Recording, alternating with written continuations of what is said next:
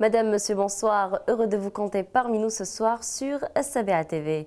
6 cadres du ministère de l'Industrie ainsi qu'un wali ont comparu aujourd'hui devant le juge d'instruction près la Cour suprême. Ils ont été appelés en tant que témoins dans l'affaire de l'ancien ministre du Commerce, Amara Ben Younes. Rappelant que l'ancien ministre est placé en détention provisoire depuis le 13 juin dernier pour les chefs d'inculpation de corruption, dilapidation du denier public, d'octroi d'indus avantages et d'abus de fonction. Plusieurs personnes ont tenu un sit-in aujourd'hui devant le tribunal de Sidi Mohamed en guise de soutien aux personnes interpellées pour avoir porté un autre drapeau que l'emblème national pendant la manifestation de vendredi dernier. Il y avait entre autres des militants, des représentants de partis politiques et des citoyens. Rappelant que plus de 14 personnes ont été placées hier par le tribunal de Sidi Mohamed en détention provisoire pour atteinte à l'unité nationale. Toujours dans le même sillage, l'ex-PDG d'Algérie Télécom, Adel Khmen, sera présenté devant le parquet général jeudi prochain. Il est impliqué dans une affaire d'incitation du personnel du secteur à contracter des marchés douteux.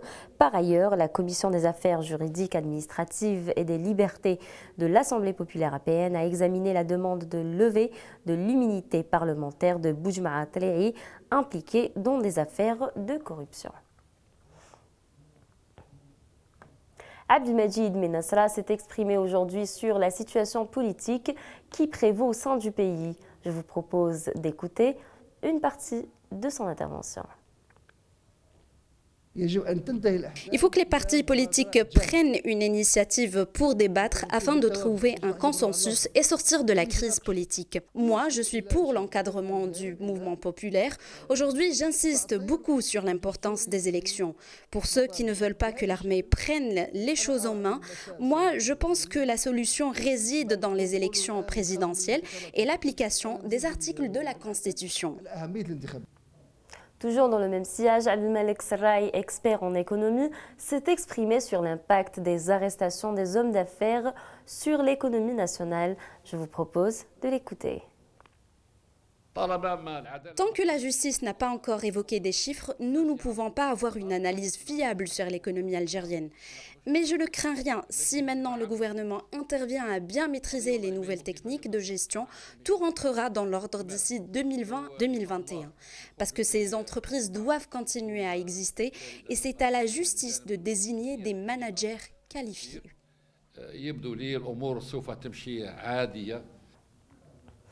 Le forum des chefs d'entreprise a un nouveau président. Il s'agit de Mohamed Sami Agli. Il a été élu aujourd'hui lors d'une assemblée générale ordinaire élective. Il était le candidat unique aux élections de la présidence du FCE suite au retrait du deuxième candidat Hassan Khlifati le 21 mai passé.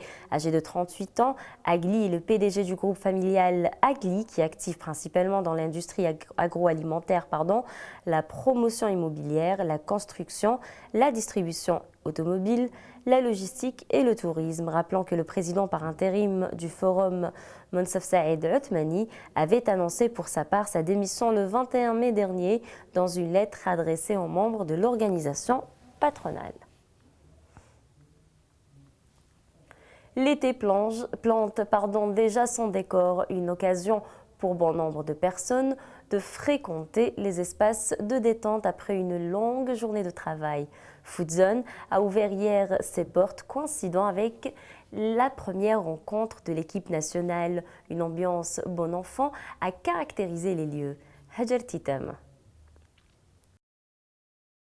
L'ambiance était à son comble hier au complexe sportif olympique du 5 juillet avec le lancement de la nouvelle édition de Foodzone, un concept qui consiste à diffuser les matchs de la CAN 2019 au grand public gratuitement dans un cadre convivial.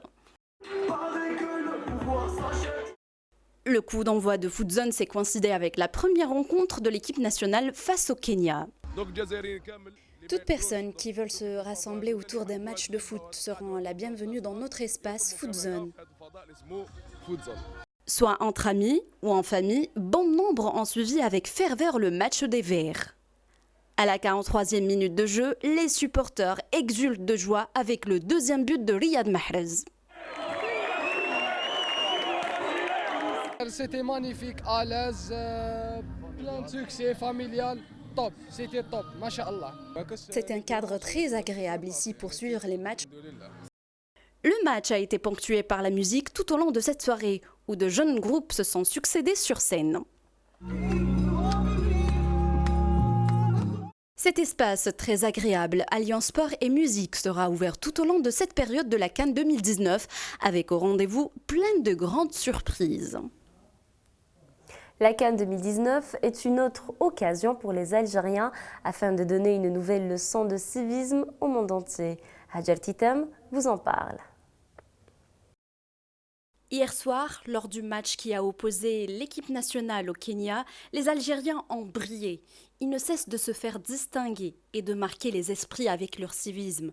Je ne parle pas des joueurs et de leurs prestations. Certes, ils étaient à la hauteur et ils ont réalisé un bon résultat. Mais je parle des supporters qui étaient présents pour supporter leur équipe.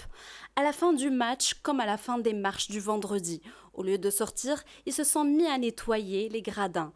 Un acte qui a beaucoup fait parler de lui, notamment sur les réseaux sociaux. Personne ne s'attendait à un tel civisme de la part d'un peuple longtemps poigné du doigt. Bravo aux Algériens, ils ont donné une bonne leçon de civisme et une bonne éducation au monde entier.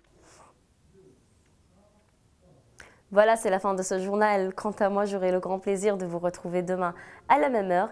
D'ici là, je vous souhaite une excellente soirée et je vous dis à demain.